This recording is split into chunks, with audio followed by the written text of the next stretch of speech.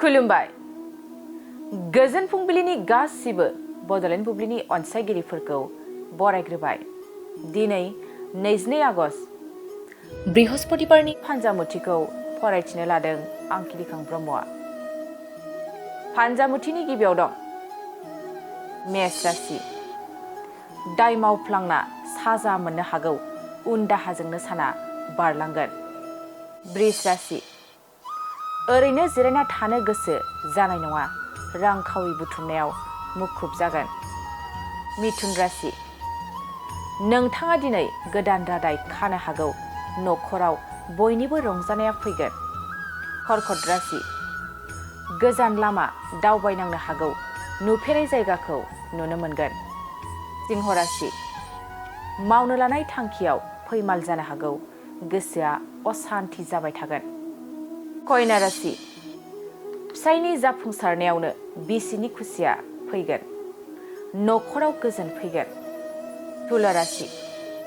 सोरजोंबा सुथुर जानानै थानाया जोबस्रांलांगोन, बयजोंबो मिलायना थानो हागोन। वृश्चिक राशि। सावस्रिया जोबोरैनो गाज्रि जागोन, देहायाव सानाय सुनाय सोमजिनो हागौ। धनु राशि। न'खरनि खामानियाव नांथाबना थानो हागौ, देहाखौ जोबोरैनो खस्थ' मोनगोन। मकर राशि।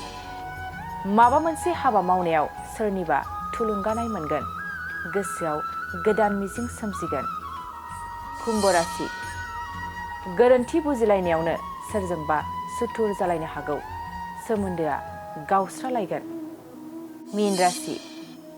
गावनि आंगोनि सायाव अनखांनाय फैगोन, सुखु गोजोनैनो साना बारलांगोन। दिनै सानसेनि राशि फरायथिनायाबो एसेनोसै। आसा खालामो नोंथांनि दिनैनि साना मोजाङै मोजां थांगोन, बेखौ बड'लेण्ड बुब्लि न'खरनिफ्राय मिजिंथिबाय। गोजोन्थों। मोनसे फोसावथाय। नोंथांमोननि ओनसोलाव सोरबाफोर ड्राग्स एबा फेग्रा मुवाजों नाख्रेबजानानै थानाय सुबुं दं नामा?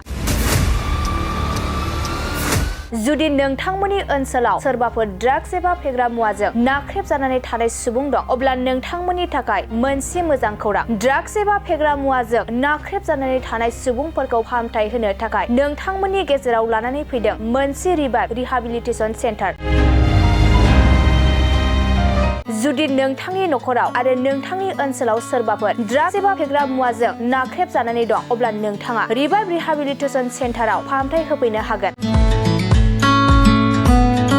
मंगलदै 1 नं बामुनपारा दरंआव थानाय रिभाइभ रिहाबिलिटेसन सेन्टाराव नोंथाङा ड्राग्स एबा फेग्रा मुवाजों गोदोसोनानै थानाय सुबुंफोरखौ फाहामथाय होफैनो हागोन।